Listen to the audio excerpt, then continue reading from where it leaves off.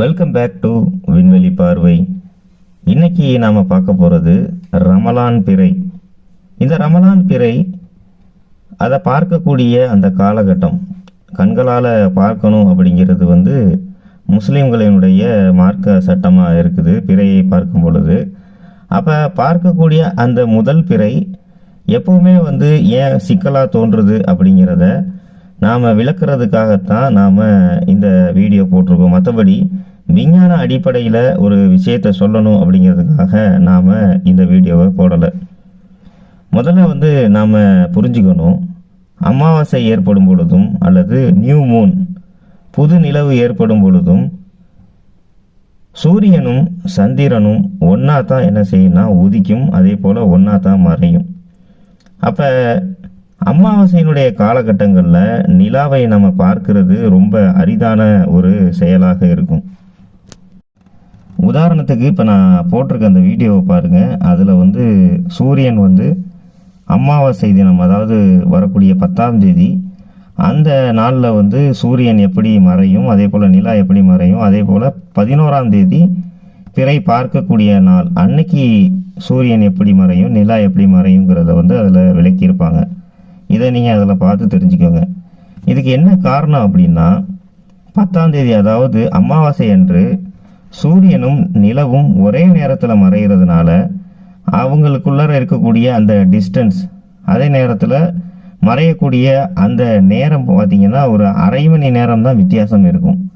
அப்போ நிலாவினுடைய நிலை என்னவா இருக்குன்னா முழு அமாவாசை. அப்போ நிலாவை நம்ம பார்க்க முடியாது. நிலா மேலே எந்த வெளிச்சமும், நிலா நமக்கு தெரியக்கூடிய பகுதியில் எந்த வெளிச்சமும் இருக்காது, நம்மளால் பார்க்க முடியாது. இப்போ அடுத்த நாள் 11ஆம் தேதி நிலாவினுடைய வெளிச்சம் பார்க்கக்கூடிய நிலாவை நம்ம பார்க்கக்கூடிய இடத்துல வெளிச்சம் எத்தனை சதவீதம் இருக்கும் அப்படின்னா 1% அல்லது 2% இருக்கும். அப்போ அந்த நிலையிலும் நிலா என்ன செய்யும்னா சூரியனோடு சேர்த்து தான் மறையும். அப்படி மறையும் பொழுது நிலா சூரியன் மறைந்ததற்கு பிறகு ஒரு 3/4 மணி நேரம் கழித்து என்ன செய்யணும்னா நிலா மறையும். அப்படி மறையும் பொழுது என்ன நிலை ஏற்படும் அப்படின்னா, அடிவானத்தில் சூரியனுடைய வெளிச்சம் இருக்கும். அதே நேரத்தில் நிலாவில் அதனுடைய ஒளி எவ்வளவு ஏற்பட்டிருக்குன்னா 1% அல்லது 2% தான் ஏற்பட்டிருக்கும். இப்போ இந்த மாதிரியான சூழ்நிலையில் சூரியனுடைய வெளிச்சமும் நிலவினுடைய 99% அமாவாசையும் நிலவை நாம் பார்க்க முடியாத நிலையை ஏற்படுத்தும். இதுதான் நாம் பிறை பார்க்கக்கூடிய அந்த காலகட்டங்களில் நிலாவை நம்மளால் பார்க்க முடியாமல் போகிறதுக்கான சூழல் ஏற்படுது. சில கண்டிஷன்லாம் இருக்குது, அட்மாஸ்பியரிக் கண்டிஷன் அப்படின்னு சொல்லுவாங்க ஆங்கிலத்தில். வளிமண்டல நிலைகள். இப்போ ஒரு சில காலகட்டங்களில் நீங்கள் பார்த்தீங்கன்னா நிலா நமக்கு பெரிதாக தோன்றும். நிலாவுக்கு 2 விதமான டிஸ்டன்ஸ் இருக்குது பூமியிலேருந்து, அப்போஜி மற்றும் பெரிஜி. இந்த 2 நிலைகளில் நிலா என்ன செய்யும்னா ஒரு கட்டத்தில் பூமிக்கு நெருக்கமாக இருக்கும், ஒரு கட்டத்தில் பூமிக்கு ரொம்ப தொலைவாக இருக்கும்.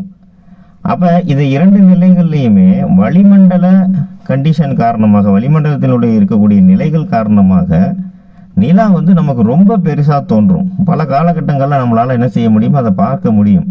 அதுக்கு காரணம் என்னன்னா, வளிமண்டலத்தில் இப்போ ஒருவேளை மேகமூட்டம் என்பது ஒரு மாதிரி கேசியாக, அங்கங்கே திரளாக மேகங்கள் இல்லாமல் ஒரு மாதிரி கேசியாக படர்ந்து இருக்கும். அந்த மாதிரியான ஒரு சூழ்நிலையில் நிலாவை நம்ம பார்க்கும் பொழுது என்ன நடக்கும் அப்படின்னா ஒரு எல்யூஷன் நடக்கும்.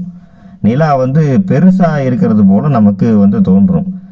இந்த மாதிரியான ஒரு காரணம் ஏற்பட்டு, இந்த மாதிரியான ஒரு காரணம் ஏற்பட்டு பிறை பார்க்கக்கூடிய நாளில் 1% அல்லது 2% இருக்கக்கூடிய நிலா பெரிதாக பார்க்கக்கூடிய பார்வையாளனுடைய கண்களுக்கு தென்பட்டால் மட்டுமே அது இறைவனுடைய நாட்டம். அந்த நாட்டம் இருந்துச்சு அப்படின்னா நம்மளால் என்ன செய்ய முடியும், நிலாவை பார்க்க முடியும். இறைவன் நாடினால் நாம் கண்களால் தான் பார்க்கணும். அதே போல் நாம் டெலஸ்கோப்னாலேயோ இல்லை வேற எந்த கருவிகள்னாலையும் நம்ம இதை பார்க்கக்கூடாது. இதில் இருக்கக்கூடிய அறிவியலும் இதில் இருக்கக்கூடிய சிக்கலையும் தான் நாம் என்ன செய்கிறோம், இந்த வீடியோவின் மூலமாக பொதுமக்களுக்கு நாம் வெளிப்படுத்துகிறோம். இந்த வீடியோ உங்களுக்கு பிடிச்சிருந்தா லைக் பண்ணுங்கள், சப்ஸ்கிரைப் பண்ணுங்கள், கமெண்ட் பண்ணுங்கள், ஷேர் பண்ணுங்கள், மற்றவங்களுக்கும் சொல்லிக் கொடுங்க.